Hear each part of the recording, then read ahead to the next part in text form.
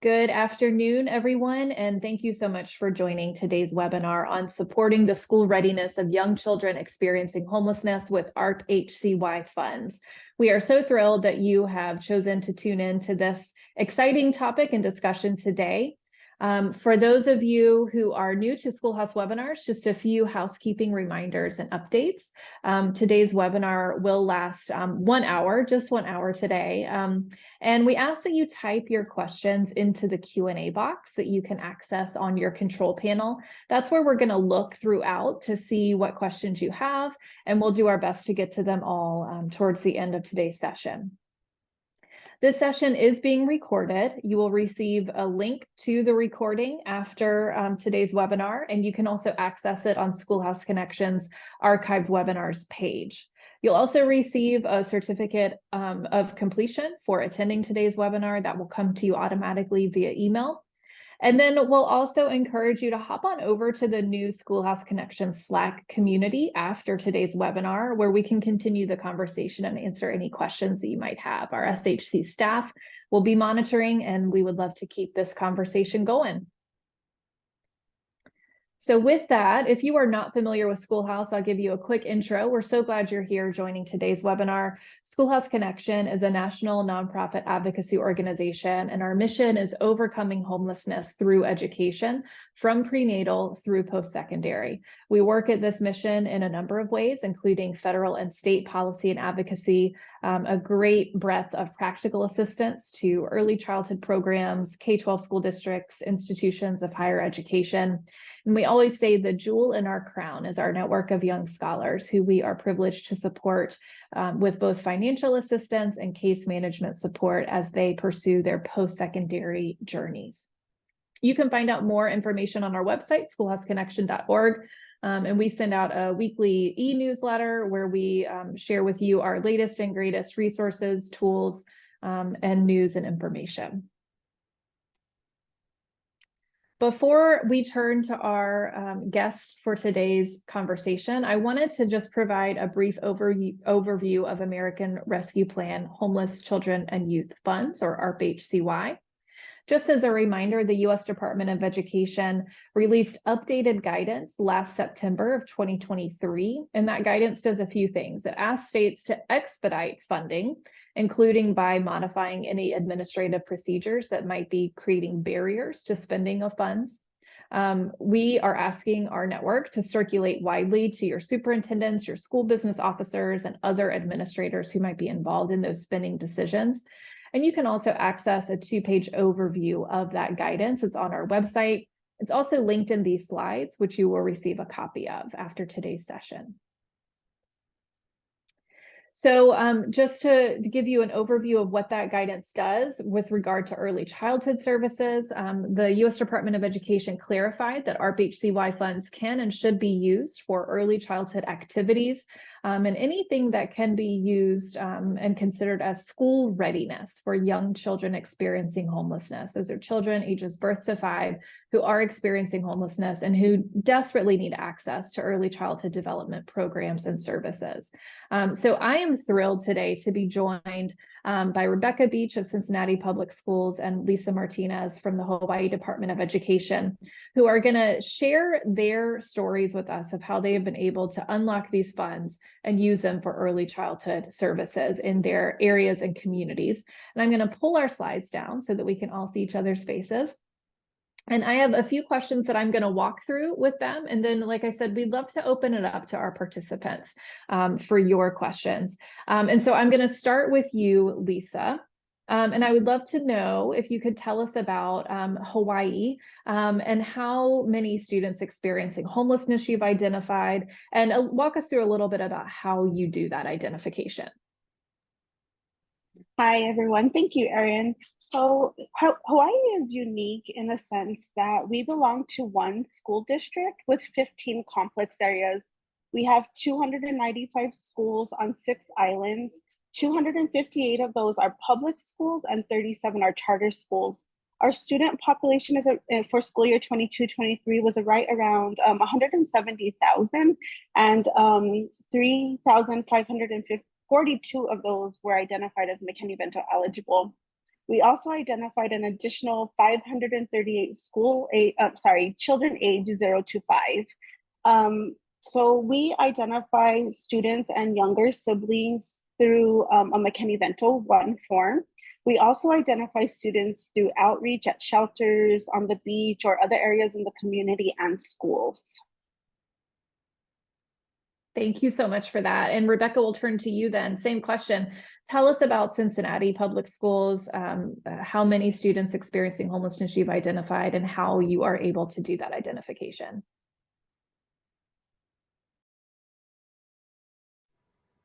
Thank you, Erin. I wish we had beaches around us like you, Lisa. Cincinnati Public Schools serves the Cincinnati metropolitan area. We have an enrollment of about 35,000 students, and actually, as of today, we've identified 3,576 students, so about 10% of our population. We are the largest urban district in our area, and we are seeing really huge increases in identification, and especially with 0 to 5 students. And so we identify several ways. Upon enrollment, families can indicate that they are living in a temporary living situation, and that will generate a referral to us. We also have preschool enrollment hubs where families can also fill out paperwork and identify that they are in a temporary living situation. And one of those enrollment hubs is actually where our department is. And so we get those referrals immediately. When families come in and change their address, there is a portion of the address change form that asks if the move is due to any type of displacement. And that referral will come to us as well. We have a collaboration with our local family shelters, and we receive shelter logs weekly from our family shelters and daily from our local youth shelter. And so we have 5 family shelters in the area, and we receive those logs, and we also meet with the shelters regularly to review the students in shelter and their needs. We have a collaboration with Head Start, our local Head Start agency, where we refer to them and they refer to us, and we have a special referral form that we share between us, and we cross-train annually, and so that allows them to, remember when to refer to us and us to know when to refer to them. So that is part of an MOU that we have with the local Head Start agency. We also have something called preschool mobile enrollment, where we go out into the community and we enroll students who are living in shelter, or we may have one at a local library. So any students who are 3 to 5, we will be able to enroll on site into CPS preschool programs. So that is another way to identify and serve our students. And then just through referrals from community members, school personnel, we have a website with a link where anybody can either self-refer or refer a student or family, and that generates to a report for us. So those are some of the ways that we identify. Lots of community outreach as well. That's fantastic. Thank you both so much for sharing. And I want to dig a little deeper then, and Rebecca, will stick with you for this next question. I would love for you to talk a little bit about the needs you're seeing among your students experiencing homelessness in general, but specifically your young children aged birth to 5. So as I mentioned, not only are the numbers rising, but the needs that we feel are becoming more and more like volatile. For example, our numbers of students living in unhoused situations, meeting the HUD definition of homeless, has increased tremendously over the last several years, but really even in the last 2 years. We are seeing huge numbers of students living outside or in vehicles or in areas such as construction sites or storage units. And we didn't used to see that. And so really, we're seeing a large increase in just resources to meet basic needs of our students. Before we can even get them into a classroom and prepare to learn, we really have to figure out how to meet those basic safety and security needs. So that is, a across the border need. But with our 0 to 5 population, we are seeing an increase in needs for diagnostic assessments.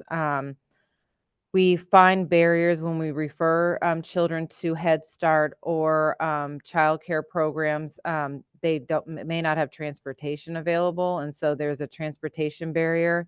If they enroll in a Cincinnati Public preschool program, we are able to provide transportation, but for students in other or children in other programs, we can't provide the transportation, obviously, and so that's often a barrier. And even times with early learning programs often don't work with the hours that parents may need to be out of shelter or the hours parents are at work. And so just finding meaningful referrals and things that work for our families as far as childcare and early learning experiences has been challenging. We're also seeing a large increase in our immigrant population who are not able to access public benefits. And so we're trying to find ways to connect them to resources to address things such as food insecurity.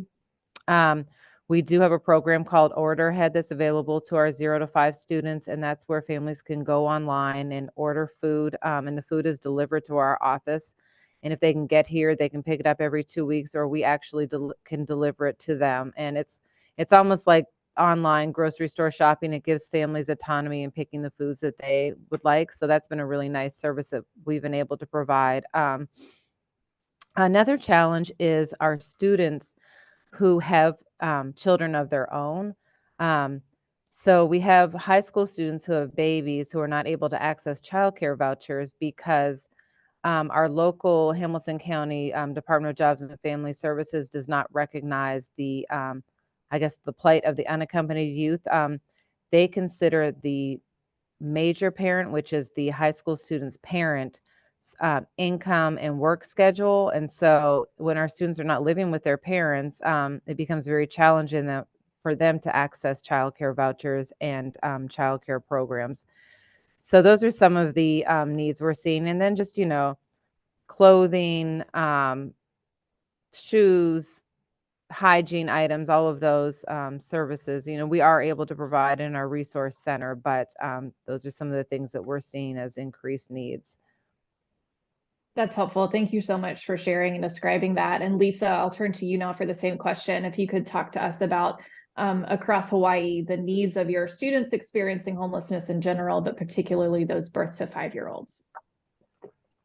Yeah, so just like Rebecca mentioned, here in Hawaii, our numbers are increasing as well, primarily due to the Maui wildfires.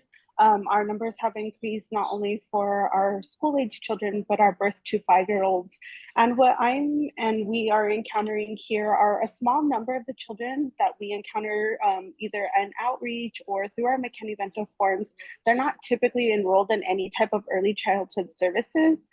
Some of the barriers that have been reported and that we've been documenting are similar to Rebecca's: lack of transportation, no early childhood services close to where the family is staying, families not wanting to enroll their children into services because they are in transition with their housing or staying at a shelter temporarily, lack of availability of openings in Head Starts or classrooms, preschools, that type of stuff, especially outside of the open enrollment times. Also, parents are working and services are not within their hours and they need additional childcare. So, making those meaningful referrals to a site that makes sense to them as well. Oftentimes, families do not have enough money to make ends meet, so they don't have the means to buy extra diapers to send to school or clothes, shoes, like Rebecca mentioned as well. Through our outreach efforts, we've also been encountering a lot more families who have migrated from the islands of Micronesia. So we found there's a need for us to learn more about their cultural needs and their understanding around early childhood. And communication is often a barrier as English is not their first language. Also through our outreach efforts, we've encountered young children who are unaccompanied youth. So it's very common for families in Hawaii to take in younger children into their homes, and then they do not have paperwork to enroll them into school. So that's been a barrier. So we're identifying a lot more youth, in shelters and different places and getting them connected with school. We've also encountered what Rebecca was talking about as well. Many young youth that are already parents or expecting parents, and they're encountering barriers themselves to be in school and then getting services for their soon-to-be child or their child that they already have. Also, we are, just trying to find ways to continue to support all of these different things, because it's popping up a little bit more on all of our islands, where before it was a little more common just on Oahu, but now we're finding on our outer islands as well, that we're seeing this in all of the islands. That's really helpful. Already seeing some themes emerge, but it's also interesting to hear the distinctness based on your different geographic locations as well. Lisa, I want to stick with you for this next question. So then, given all of these needs, how have you been able to use your ARP-HCY funds to meet these needs? And then if there's anything specific you can share about the process of getting that spending approved, I think our audience would love to hear that. Sure. So first and foremost, my position as the early learning navigator for the state was put into place by our ARP-HCY state coordinator, Toby. She used our HCY funds for this position. And with this position, I've been able to support our liaisons statewide, as well as the bigger picture of early childhood in the state. Through my position, I have developed relationships with our DOE pre-K system, through the child care subsidies program, early intervention services, through early Head Start and Head Start programs, as well as numerous nonprofit organizations who support early childhood. And now as a state, we're able to have more data around how many younger children are experiencing homelessness, their barriers, and how to access available resources. My position has also allowed me to bring more awareness of McKinney-Vento to the early childhood community partners. We use our HCY funds to put a part-time, she's an early learning navigator in a complex area. It's one of our higher count complex areas, and she directly supports the birth to 5 population. She assists with outreach and identification with the goal of referring to early childhood services. We've also used our HCY funds to partner with our local YMCA to open an early childhood site in a shelter on the island of Oahu. And this partnership has also helped us to identify and support our youth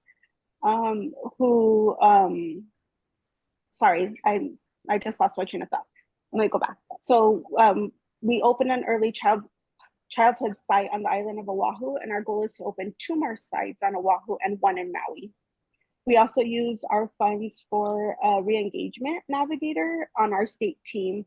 And this partnership has helped us to identify and support our youth who are pregnant or already have a child.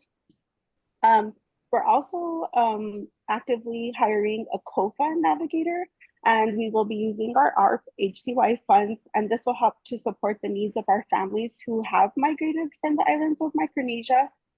We're also using our ARP-HCY funds for a current transportation navigator statewide to help address the transportation needs across the state. And a little to answer the second part of your question, Erin, the funds have all been allocated based upon needs that we're identifying statewide. So when our state coordinator, Toby, first developed these positions, she determined where were the biggest needs and where can the funds be utilized. So that's when our state position, navigator positions were put into place. So it's all based upon need. And then like for our contract with the YMCA to open up an early childhood site, April, our outreach coordinator, saw that we had an RFP that was already set up with the Department of Education. So she was able to push that contract through for the approval process to get that site in place. So just something to keep in mind too, the hiring of the state positions has been a long process. It took time to get the positions approved and to go through the hiring process. And then we also had internal barriers such as a lack of administrative staff to help push the positions through in a timely manner. That is a lot that you all have been able to do in a short amount of time, but making such good use of this one-time funding. Thank you so much, Lisa, for sharing that. And then Rebecca, same question to you. How have you been able to use your ARP-HCY funds to meet the needs of these young children experiencing homelessness? And then any tips or tricks on the process for getting that approved that you're able to share would be helpful. Sure.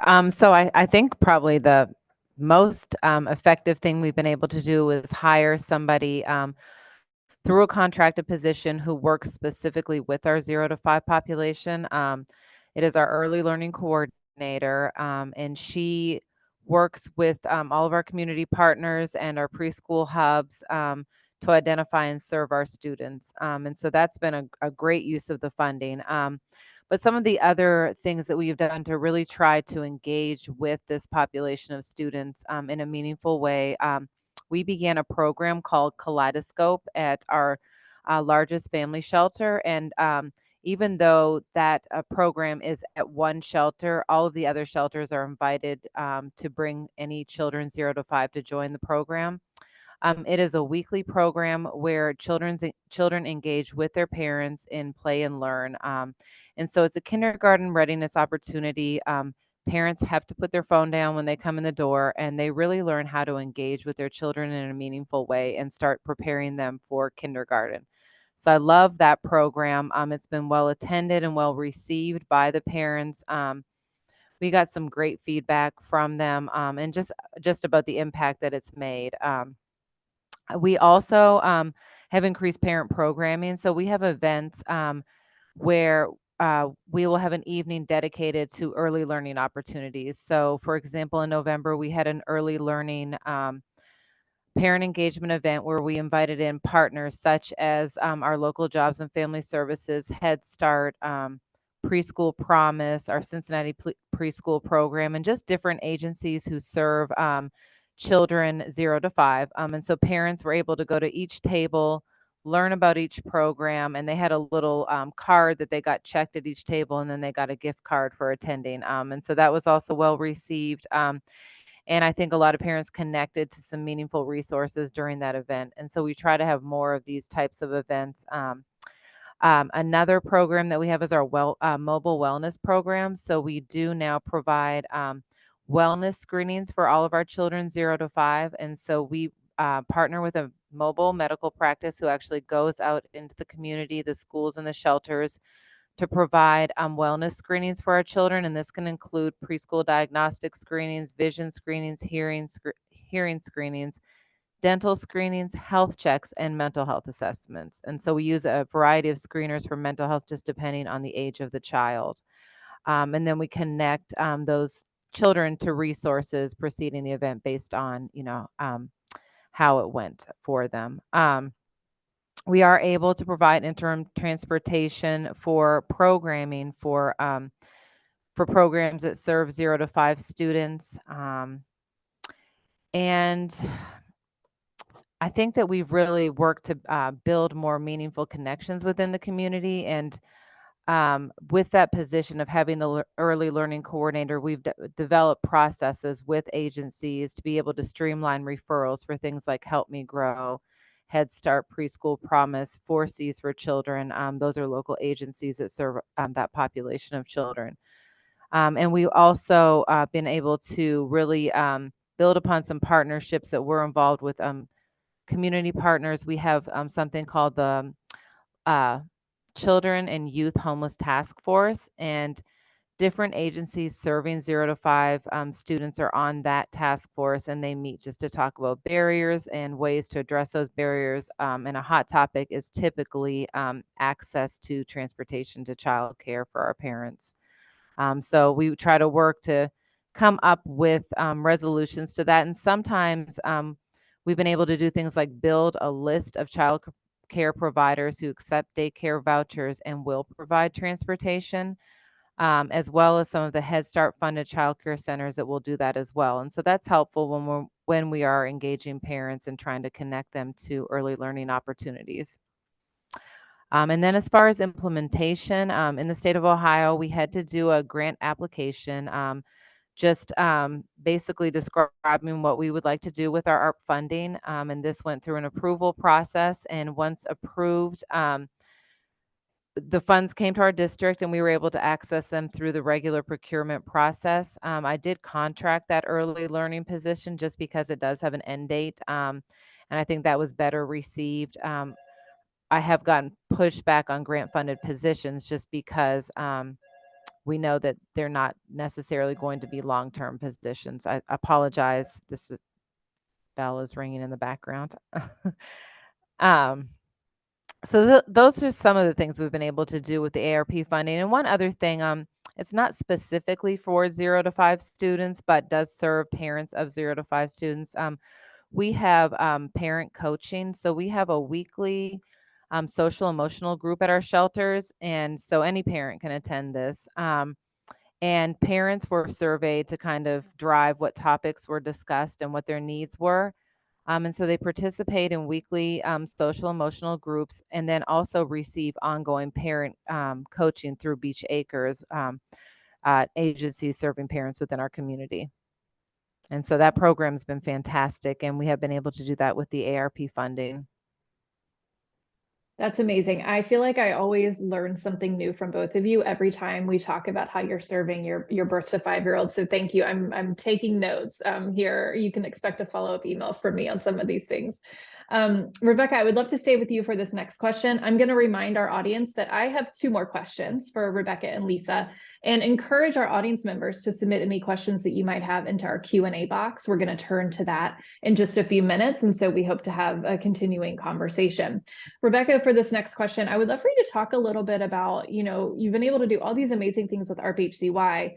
Would love for you to talk about what other funding sources are available to you through your McKinney-Vento program and how you're able to use those to serve birth to 5-year-olds. Sure.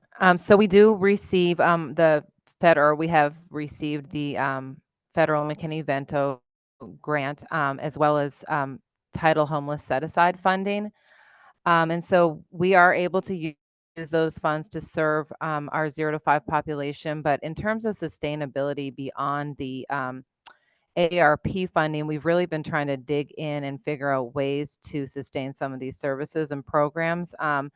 And so one of the things that I've done, and I'm hoping will get approved, is ask for an increase in our Title I homeless set-aside.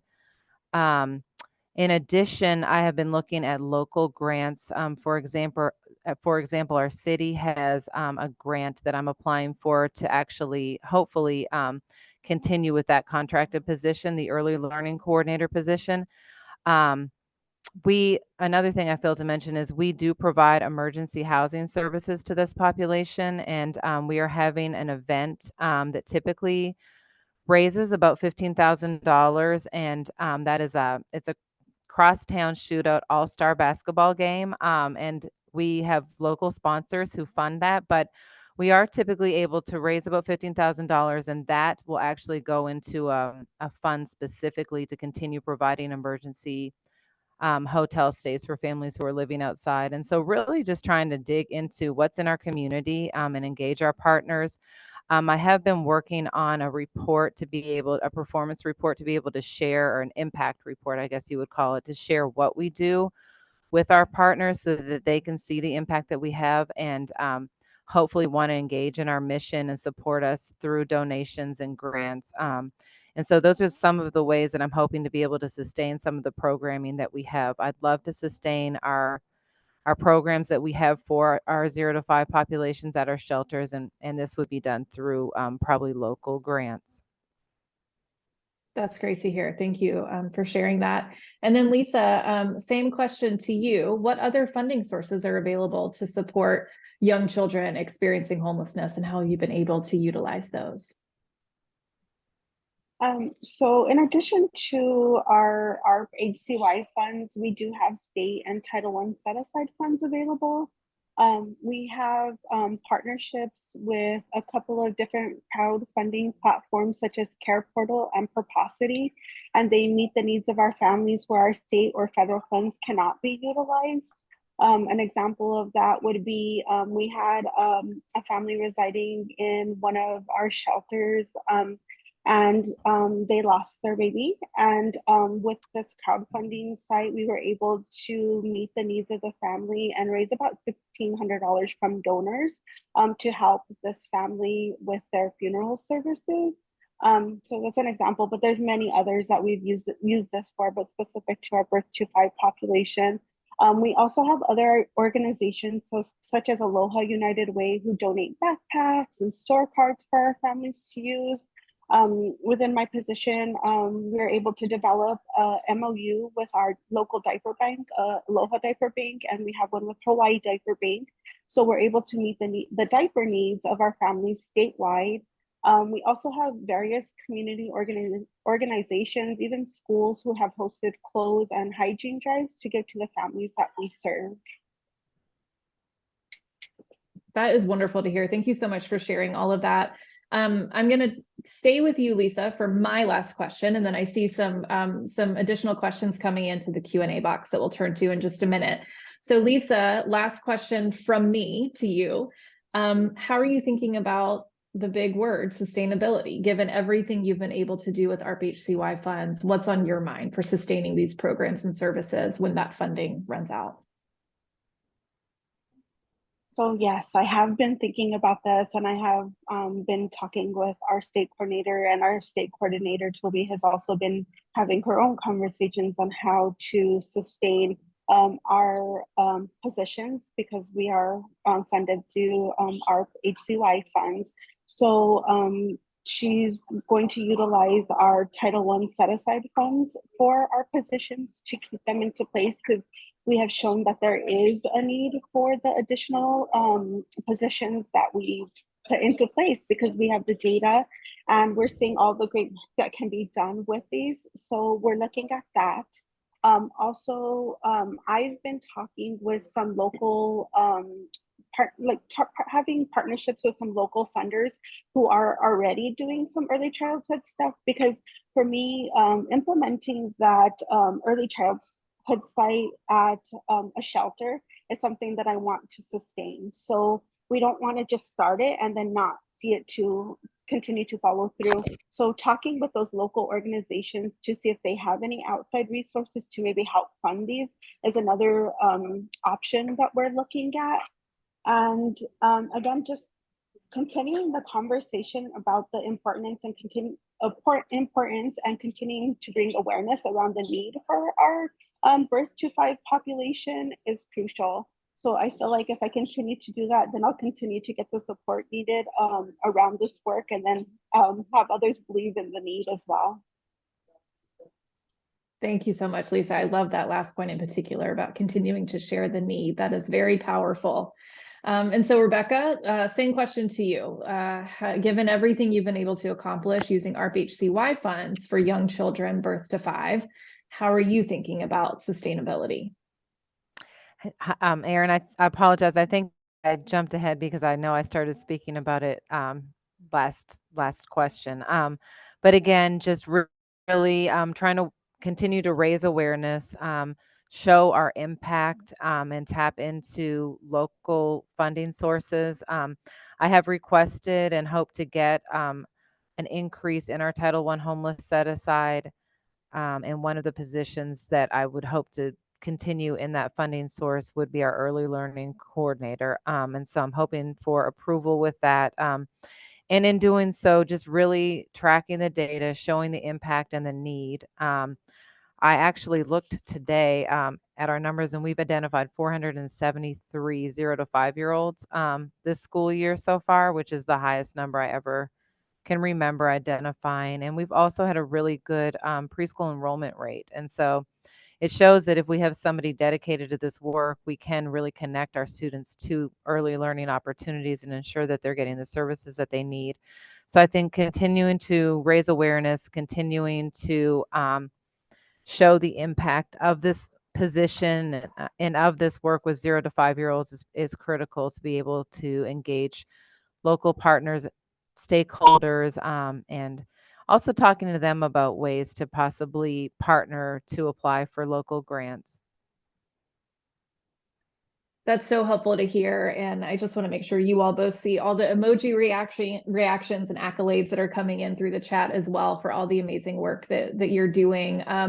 As we transition to our questions from the audience, I want to share two updates and reminders. So the first thing to say on ARP-HCY is that the U.S. Department of Education has announced that extended liquidation is available.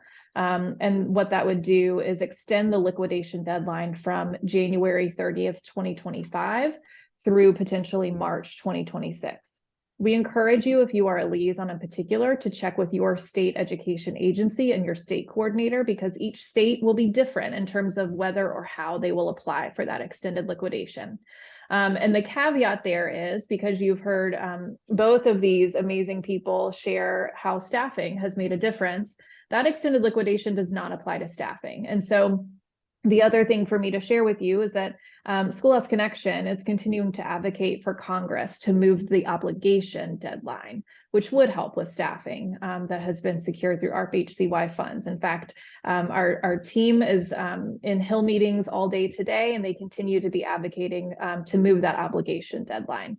But with that, the other thing I wanted to share is that both Rebecca and Lisa have mentioned the importance of data for showing impact and making the case to continue services. And SchoolHouse Connection will be releasing the week of March 18th, our updated infant toddler data report, which will include a profile for every state showing the estimated number of infants and toddlers experiencing homelessness in your state and their enrollment numbers in programs for which they are age eligible. So we encourage you to use that as another tool in whatever your position may be. Spoiler alert, we are not enrolling enough of our young children experiencing homelessness in early childhood. And so that is one of our main goals at SchoolHouse Connection. So with that, I want to turn to our audience questions, which are now flooding in, and I'm going to do my best to go in order here. The first one that came in is addressed to you specifically, Rebecca. Our participant says, I'd love to hear more about the SEL groups for parents, the topics covered, and how you reduce barriers to help parents be able to participate.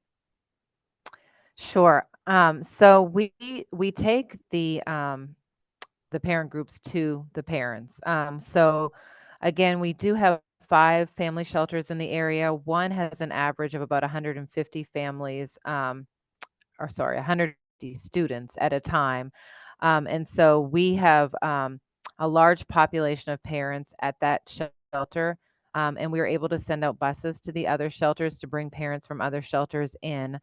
And so that really hits our shelter parents. We do invite other parents to programming on site, but for those SEL groups, that is at the local shelter. Parents are incentivized to participate. And so they have 3 SEL groups and then 1 group, which is a self-care session. So we'll have 3 sessions on a variety of topics, which they choose. And so it might be, I actually have a list over here somewhere. But the program is called the Character Effect. And so parents are surveyed on a variety of topics. It could be dealing with, 2-year-old tantrums or whatever the topic might be. They're given this list of topics and we survey them to pick the top 3 topics. So we do 3 sessions. Then they have a self-care group where we might do a sip and paint with like grape juice or something, but they'll, be able to paint and do something that is kind of a self-care activity. Sometimes we make body oils or sea salt scrubs, and even the dads participate too. They really love it. So after they participate in those 4 sessions, they do get a gift card as an incentive for participation. It's usually like an Amazon gift card, and we use donor funds to buy those gift cards. But we really advertise those sessions. There's a screen at the shelter that's rolling with the different offerings that we have, and it's all over the shelter, so parents can see what's coming up. We call parents to remind them of the sessions. We send out, what do you call it? Like the phone calls, the mass phone calls to parents with the session information. So they're really made aware of it. And then we'll again survey them for the next 3 topics. So the topics really are topics that they choose and that they want more information on. And it could be ways to connect adolescents to, being engaged in school, or it could be dealing with personal trauma. So there's a wide range of topics. Beach Acres has a program called Parent Powered, and they're the ones that kind of come up with the topics and survey the parents. But we do an initial meet and greet with the parents to determine the first 3 topics. Then we have the self-care session. Then they're surveyed again for the next 3 topics, and they really love it. We do something called Parent Voice as well, where we have parent panels and parents share some of the things that they're interested in learning about. So that's a good way to help us drive programming. I hope that answered the question. That's great to hear. Thank you so much for sharing that. I think that gives folks a lot of ideas for their districts and communities as well. For this next question, we'll start with Lisa, and then I'll open it up to Rebecca as well. A participant wants to know, what are some ways your parent outreach and work with community partners has specifically addressed early language and learning supports for the youngest of the birth to 5 population, specifically the infants and young toddlers who are not yet able to enroll in preschool? So Lisa, let's start with you. So for me, when I go out into our shelters or different areas, I always promote literacy. So even if I do story time or any of those types of things, sometimes English is not their first language, that like I had mentioned earlier, but still reading to the children and having the moms engage in that. Sometimes dads too, but it's primarily moms that have been coming out to our shelter outreaches. That's one way. I'm also part of a literacy group that is focused around early childhood. So how, so we look for ways to promote literacy. So my focus is usually our population and how I can continue to promote literacy to them.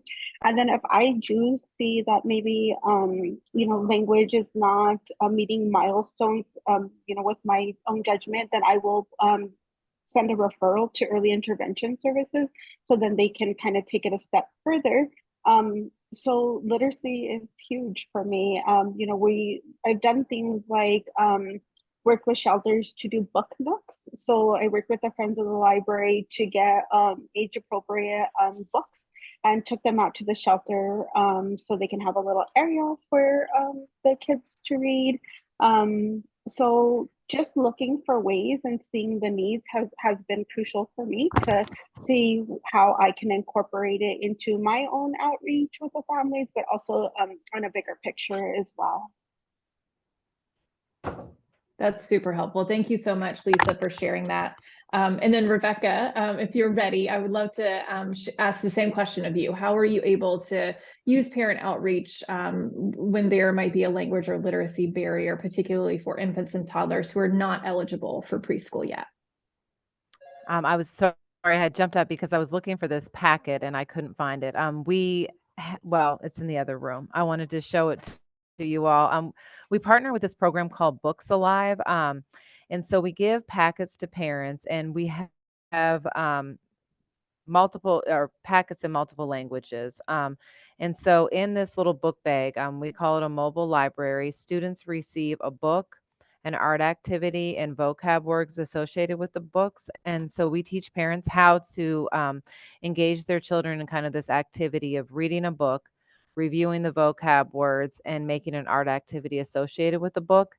And so that we love that program. And actually before COVID, we had high school students who would come out and mentor our younger students, our younger children, not necessarily students, and read books to them. And so that's something that we want to get going again. But that program is called Books Alive. And so it is a literacy program. We do have that program available in Spanish. And we also have, and this was also a contract utilizing our ARP funding. We have a multi-language learner liaison who works specifically with our non-English speaking families and is really able to knock down some of those language barriers and communication barriers to ensure that they are receiving the same level of service.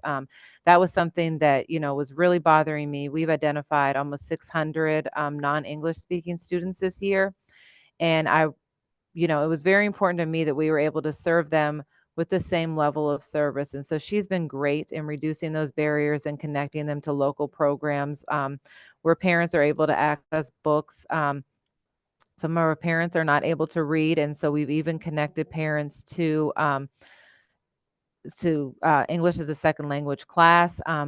At the moment, we have in a lot of our CPS schools with high numbers of students experiencing homelessness and high MLL numbers, we have something called academic advocates, and they are working with students preschool and up who are non-English speaking students. They are providing tutoring, attendance support, and connection to resources for parents. And so they're providing a higher level of support than we're often able to provide because we just don't have the time to provide case management. But they are able to really work closely with those families and connect both the parents and children to resources. That's amazing. Everything you all are doing is so amazing. We have a couple more questions. I especially love this next question, and I hope you will feel the same. And so, Rebecca, we'll start with you, and then we'll go to Lisa. The participant says, I'm a first year new McKinney-Vento liaison for my county, and it seems funding is guarded. How would you suggest that I move forward in my district to inquire about these funding sources that are available, seeing that I am the McKinney-Vento liaison? Well, my first question would be whether or not that district receives a federal McKinney-Vento grant. And if they do apply for the grant funding, I would think as a McKinney-Vento liaison, you would ask to be a part of that application process, because one thing that's really cool about the McKinney-Vento program is that you're kind of able to create your own program around the allowable expenses. But I've always liked the fact that we're able to be creative and trying to figure out what that program looks like based on the needs in our school and community. And so I think that one of the first things you would want to do is find out whether you are receiving those federal grant funds. And if so, who is writing the grant? Because I would think that you would want to be engaged in that process. And so I would, find that out and ask if there is an opportunity for you to be engaged in the process and oversee that budget so that you know what you have allotted to you to be able to administer your program. I would think it would be very difficult to really facilitate your program without having that information. So I maybe would start with your grants manager in the district and ask them if you receive the funding, who applies for the funding, and if you can be a part of that process and the creation of the budget for that funding source. Lisa, what would you add? So I was a liaison previous to being in my role, and for me, as Rebecca mentioned, um, that I always found it to be need-based. So I determined what needs were needed in my complex area, and then I came up with a proposal and worked my budget and said, okay, what do I need for outreach? What do I need for these things? And then I can take that information to, I know every state works a little bit different, but for us, we could then send a request in to our state coordinator based upon our school needs and then our liaison needs, and then the funds would be allocated to us. So then it was important to have that plan of what my needs were, and then being open to talk to my state coordinator to say, these are the things that I need, can I have funds for these things, and then making sure that they're allowable expenses, and and then also always looking at what your outside resources are first before utilizing those funds, because a lot of times you might be able to meet those needs through your outside agencies or other donation sites, and then meet the school needs through your allocated funds. And if I could just add to that, I'm sorry, Erin. Yeah. Lisa, you made a good point in that every state has a different process for accessing those funds. So in Ohio, I write our grant application, and so I'm able to kind of make the request based upon what I've seen the needs to be and our budgets. So that's why I think it's really important to find out what that process is in your state. Super helpful. And I will just encourage that participant. You can always reach out to SchoolHouse. We are a resource to you, especially new liaisons. I know it can be overwhelming sometimes. So if there's anything we can walk through with you, our team is ready and willing. I want to get to a few more questions here in the remaining minutes that we have. We had a few specific questions come in. Rebecca, two that I'll pose to you. First, for the order ahead groceries, is there a cap on how much food a family can order? Is it determined by family size? Are there vegan food options? Is there anything else you can share about that process? Sure. So at the moment, families can order 20 items, but they're large items. And we did get feedback from parents on foods that they wanted. So the available items has really increased. For example, we were serving a lot of our immigrant families who couldn't access food stamps, and there were foods that they wanted that we didn't have, and so now we have huge bags of cornmeal and different things that they shared that they wanted to see in those food orders. And so when I say 20 items, it's not a small item. It might be one item might be a case of black beans. So it's not like one can of black beans. And so um, they do have they have had a say in what they like to see in as an available option. But yes, there is a limit on the number of items, but it seems to really be quite a bit of food and able to really supplement what they already have.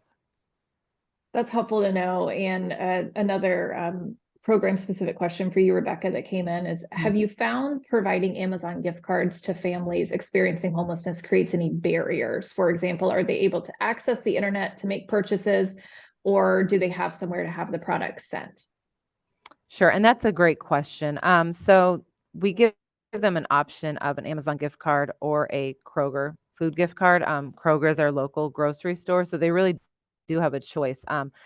But when the families are in shelter, they do have access to the internet and they can get items sent there. So a lot of them really want the Amazon gift cards. But we do offer other options for families who don't have internet access or don't have an address where they can get items sent. But Amazon gift cards, I guess, can be used for all kinds of things. You can purchase things online and use it for DoorDash. So there's all types of different things they can do with those cards. So though we give them the option, a lot of our families do want that. But yes, I would think for our families who are really transient and not in shelter, that would not be a good option.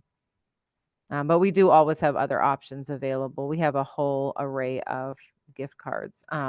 We do a gift card drive a couple of times a year. And so local partners will donate gift cards. So we just have envelopes of gift cards.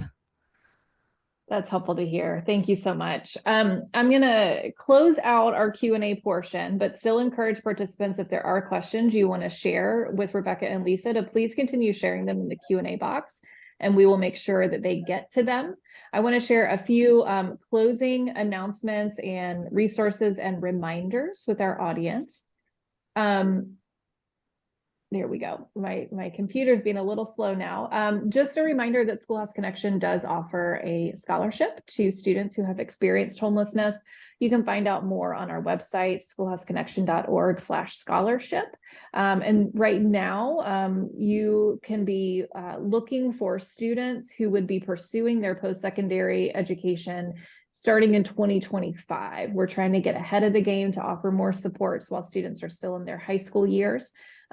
Please do go check that out, particularly if you are a liaison working with high school students experiencing homelessness. I might have just clicked on the actual website itself. Technology is not my friend today. My apologies. Let me see if I can find our slides here again. Some other announcements. I was just going to share that we do have a number of early childhood resources on our website, including how ARP-HCY funds can be used flexibly for young children experiencing homelessness. And I did see a question in the chat about asking if there are funds available for children who are not birth to 5. And there are. Your Education for Homeless Children and Youth subgrant funds may be used certainly for students experiencing homelessness. The exciting thing about ARP-HCY funds for us in particular is that there are more flexible uses. And so everything you've heard today certainly fits those allowable uses of funds, but can also be used more flexibly, including for young children. Y'all bear with me while I fight with my control panel here. these are just some of the resources I mentioned, that Flexing the Flexibility. We also have our 2-pager on ARP-HCY funds, and then that link to the federal guidance that just came out in September, which urges the expediting of spending these funds. We would love to connect with you. We are on all of the platforms. So please come check us out. Instagram, Facebook, X, formerly known as Twitter, YouTube, all the places you can find us. We encourage you to ask any questions that you might have. We get a plethora of questions every day from liaisons, coordinators, and others across the country. And we are here to support and provide any information that we can about the implementation of McKinney-Vento. We also encourage you to sign up for our mailing list. We'll send out about 1 e-newsletter per week. We try and keep it quick and relevant to you and all the work that you're doing. And that can be a great source for resources and ideas. And then the last thing I'll invite you to is our Slack community. You can come find us on Slack. If you're not familiar with Slack, it's super easy. It's a messaging connecting platform. And that's where we have some conversations going, including our ARP-HCY early childhood channel. So you can hop on over there, ask any questions that you have about using these funds for children ages birth to 5. And we will do our best to keep the conversation going. With that, I want to share my tremendous thanks to our presenters today, Rebecca Beach and Lisa Martinez. Thank you so much, not only for giving us your time today to share and tell us about all the amazing things you're doing, but thank you for all the amazing things that you are doing in your communities and states to support young children experiencing homelessness. To our participants, you will receive a link to this recording and a copy of the slides. And we hope to see you on another Schoolhouse Connection webinar in the near future. Thanks so much, everyone. Have a great afternoon.